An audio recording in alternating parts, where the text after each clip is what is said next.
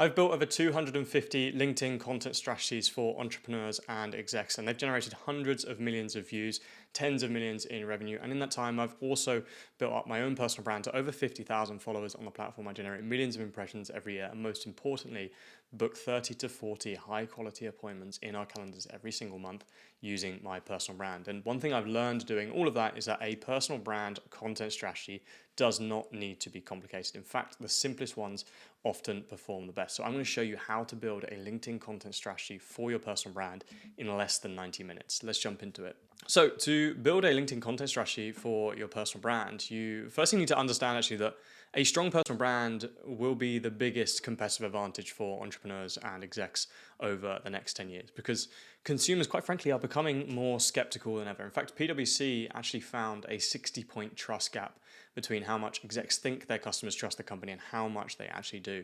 And this is actually up from 57 points in the 2 years prior to this study being done. It's no wonder PwC are calling trust the new currency for business. And at the same time, whilst trust is going down, competition is increasing. Every single market is becoming more accessible. And most brands, they think the solution to this is to send and spend more, hammering their market with what I call push marketing, which only worsens the problem because it adds to the bombardment of carbon copy messaging that people have become so accustomed to. With low trust and increased competition, I get that it feels impossible to stand out. But look, whilst your market might be crowded, no one can replicate you. What's more, people actually trust people far more than they trust faceless companies. 81% of people trust a company when their senior management are active on social media. And in a study we actually ran at my company, we found that 83.1% of people actually consider senior leader reputation when they're considering who to buy from, and 92% of people believe a strong personal brand reflects the quality of services offered by a company. Quite frankly, a strong personal brand will separate you from all of your competitors. It will build your visibility, help you demonstrate your expertise, and ultimately get you landing high value opportunities. And publishing content is the number one way to build your personal brand. Why? Because content is kind of like a 24/7 salesperson. Every single piece of content you put out is an asset that works for you in the background. It works around the clock, building your reputation, nurturing your audience. And to be honest, it will speak to more people in a day than you possibly can in a year or maybe even your lifetime. What's more, it doesn't get sick, it doesn't take leave, it doesn't need holidays, it doesn't cause any HR issues. Ultimately, it allows you to scale yourself and reach millions of people at once. And we have never had a better opportunity to reach and influence people at scale that we have in 2025. But the thing is, 99% of people have no strategy behind the content they post. So most of them don't post at all, which means they're just going to get left behind as competitors like you, because you're smart and you're watching this video, sweep up mindshare. Some people, they just post, which by the way is terrible advice, because just posting leads to average content, which gets no results, and then ultimately you give up after a week. And some people post pretty cringe content, which, yes, okay, it gets likes and it gets some views, but it doesn't really build real authority. Actually, a proper content strategy is the difference between being visible and having a credible personal brand that actually builds your pipeline without months of wasted effort. And contrary to popular belief, your content strategy does not need to be complicated. The best content strategies are simple, and you can build one in 90 minutes because I'm going to show you how to do this. And I said before, I've done this 250 times for people working at likes of KPMG, McKinsey, Salesforce, The Telegraph, big companies with established leaders. And in that time, I've actually noticed a few differences between people who have strategies and people that don't have strategies. The first one is that you see 484% more growth with a strategy. So on average, our clients, once we build a strategy for them and we implement that strategy, they see 484% growth in their first month alone of posting content with a strategy behind them versus posting content without one. What's more, you also rack up touch points on Google's 7-11 for all. So Google actually studied over 1 billion data points and found that on average we need 7 hours of interaction across 11 separate touch points in 4 different locations in order to truly trust someone, trust them enough to ultimately buy from them. So sticking to a content strategy and a content schedule will help you actually rack up these touch points and rack up interaction time, building trust with your audience, rather than posting aimlessly, not posting at all, or posting sporadically, where it's difficult to actually build up this contact time with your audience. And with a content strategy, you actually drive commercial results, views, and pipeline, right? Which is what we're all here for. You don't get sucked into creating cringe content just for likes. You create high authority content for the right audience and become an industry leader. Take Debbie, for example, who's one of our clients, who actually became a LinkedIn top voice for her commentary on female founders because she had a really strong strategy behind it. So look, you've got a couple of options. You can just post aimlessly, or you can not post at all and stay exactly where you are, constantly being overlooked while lower quality competitors sweep up the mind share in your industry. Or you could implement a really simple strategy to build a LinkedIn content program for your personal brands, and it will take less than 90 minutes. I'm going to show you exactly how we do this. And there are only actually 5 steps to doing this. We're going to break them down one by one. Step 1 is to know your audience. So the first step in any good strategy is knowing who the strategy is for. Ultimately, you are creating for your audience. And content is 90% psychology. So if you understand your audience inside out, you're going to be able to connect with them, influence them more effectively. So as a first action step, you want to build an ICP around 5 key things. Obviously demographics, so the kinds of people that you're going after, but more importantly, your interests or their interests, their pains and problems, their desires and goals, and also the obstacles or the objections they might have, or the fears of actually implementing the strategies that you're teaching them. Because quite frankly, if people didn't have obstacles, objections, fears, or misconceptions, it would be very, very easy to influence and persuade and convert people online. But people have a lot of these unspoken objections and fears that a good content strategy will overcome. And what you're really trying to do with this is you're trying to get your demographics or the target audience, trying to get their interest by talking about things that interest them, points of mutual interests, so that you can then help take them from their pains and problems to their desires and goals without having to go through the obstacles, objections, and fears. So you can see very logically what our content is trying to do. We're trying to speak to a specific audience just through talking about mutual interests, so that we can then address their pains and problems, because they need to know us first, right? They're not going to actually consume our content around their pains and problems if they don't at least know who we are first, which we do through interests. So we're then going to solve their pains and problems and get them to their desired state without having to go through the obstacles and the objections and fears that they might have. And if you do that, you've got a successful LinkedIn content strategy. That's really all you need to do, right? So we're trying to get your audience's interest by talking about shared interests, convince them you're an expert in your field by solving their problems, helping them achieve their desired results, and then ultimately helping them avoid the things they don't like in doing that. And if you do that, you're going to get amazing results like these. However, there is actually one thing you need to do before you can start getting results like these. You need to show your audience why you're the best person to do it, because let's be honest, you're not going to be the only one in your industry publishing content or the only one targeting that specific audience. So they need a reason to listen to you specifically. And we do that with something called authority positioning, which is the second step in our strategy. Now, what most people don't realize is that you need to be seen as somebody worth listening to if you want to build an audience and ultimately influence people online. And the reason I know this to be true is because if I asked you, out of these 2 guys, who would you trust for investment advice, I can bet my bottom dollar that you're going to say Warren Buffett, right? The guy on the right. You're not going to let the random guy from down the pub who you know nothing about teach you about investing. He could be an investment expert, but he's not positioned that way. So you inherently just do not trust him, right? Quite simply, your audience need a reason to trust you, especially if you're trying to reach new people who have never heard of you before. And this is probably the number one difference between just vanity and actual profitability when you're building a personal brand. So a great place to start is to ask yourself, what do people need to believe about me in order to trust me? And when we work with clients, we actually help them build out their authority positioning by using 3 things, by using a promise, proof, and packaging. So a promise is like a 1-sentence value proposition detailing the transformation you create for your audience. And the reason we create this is because it gives the audience a selfish reason to follow you. There is benefit to them. but we have to back that up with proof. So this is irrefutable third-party evidence that you are credible to speak on this topic. So things like career milestones, results, social proof. If maybe you're not a complete beginner to content, you might have noticed that I actually used some proof and a promise at the start of this video to get you interested in the transformation that I'm going to create for you, and also to get you to buy into me and understand that I actually know what I'm talking about.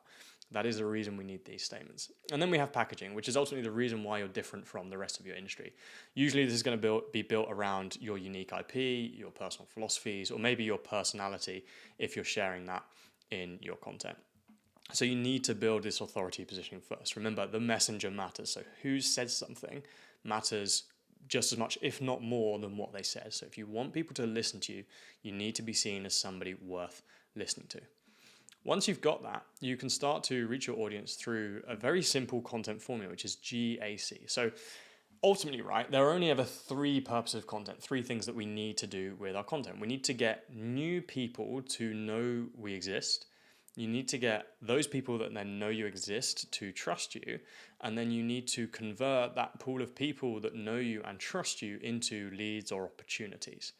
And that just means there are three different types of content you need to post, right? You need to post growth content to essentially get new eyeballs, simply get in front of new people. You need to post authority content to build trust with your followers and prove that you're an expert. And you need to post conversion content to turn those connections into client. And each content type has slightly different goals and different focuses, but you only ever need to do these three things. So let's break down the different types of content and how you might approach each one. Firstly, growth content. Now, this content should be quite widely appealing. You want just topics of mutual interest, things that are going to interest both you and your audience. They don't necessarily need to be really specific to the work you actually do with your clients or your products. They just need to interest people, because remember, we're not trying to sell anyone at this stage. We are just trying to get in front of people and get eyeballs. And so you want it to be quite widely relevant to your whole industry and potentially outside of that. You're not really worried about showing loads of expertise or converting here, so it can be quite light content to make it easier to consume and ultimately increase the number of people that don't know you who can justify consuming it.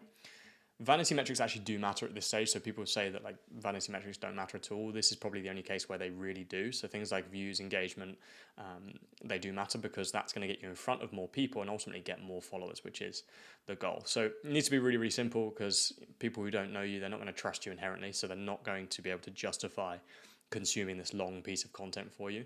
And make it really easy to engage with, because that's going to drive the visibility on it.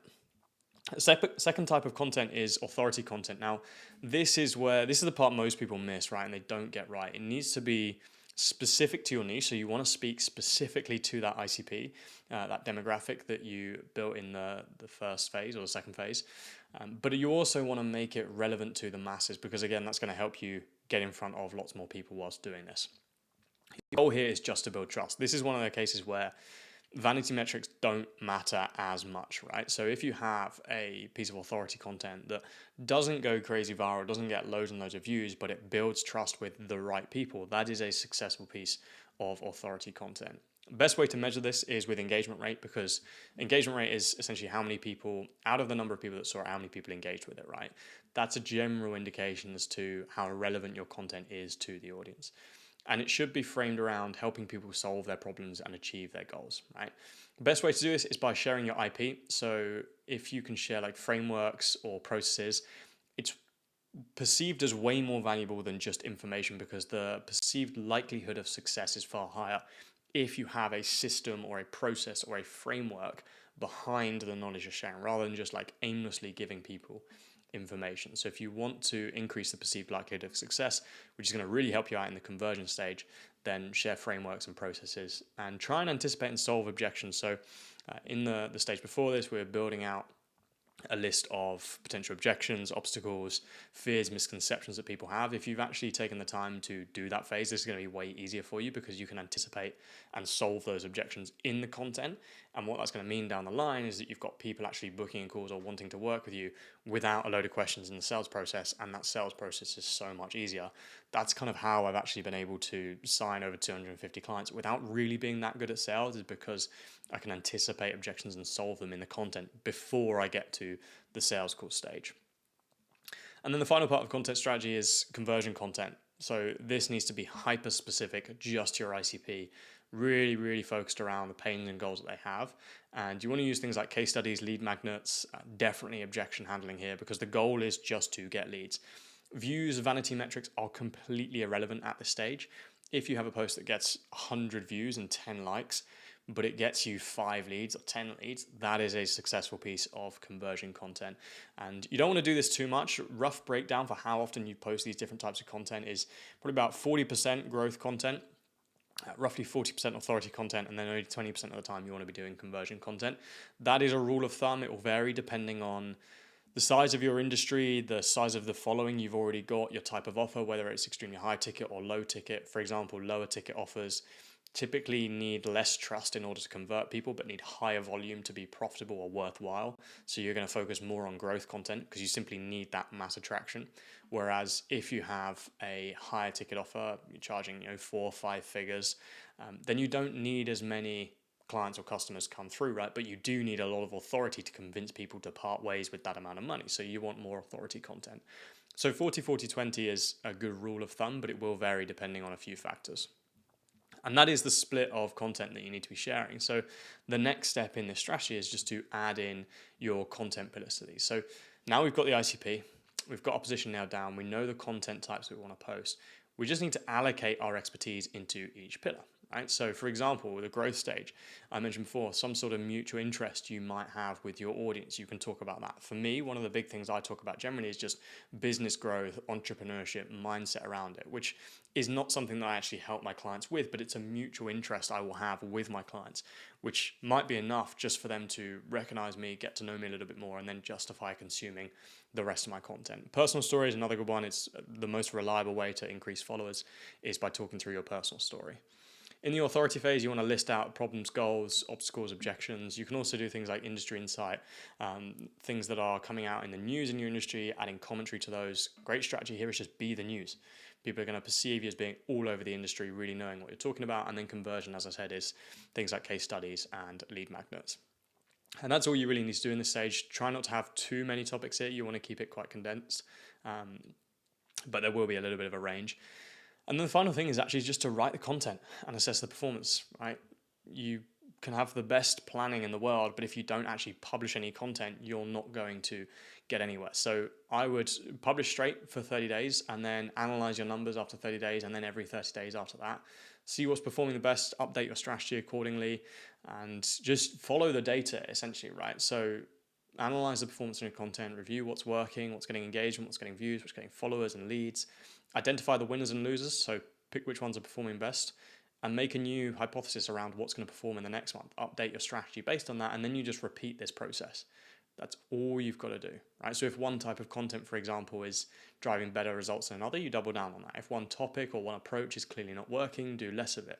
You can also analyze what other people in the same industry or adjacent industries are doing, and you can form new hypotheses around that. And growth becomes almost scientific at this point, right? This is one of our clients where we posted 3 months of content. We analyzed all of the performance. We're actually averaging 42,000 views per month in the first 3 months of doing this, which is, it's all right.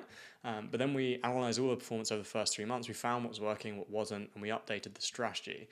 In the 4th month alone, we racked up 111,000 views in just that month. We were averaging 42,000 a month before that, and we had actually 45,000 in pounds, GBP, in MRR to his business as a result of this. So, get this right, and really success becomes a science. It's almost inevitable. And look, if you want to save 5 hours every single week creating this content, I've actually got a list of 100 proven content structures that you can use alongside your content strategy to streamline the process of creating content. So it'll be in the description or around this video. Click that link, it's going to take you to that. It's like $27, it is paid, but it's $27 to save you 5 hours every week and get your results faster. So highly recommend checking that out. If you found this video useful, hit like, subscribe, because I'm sharing more of these every single week.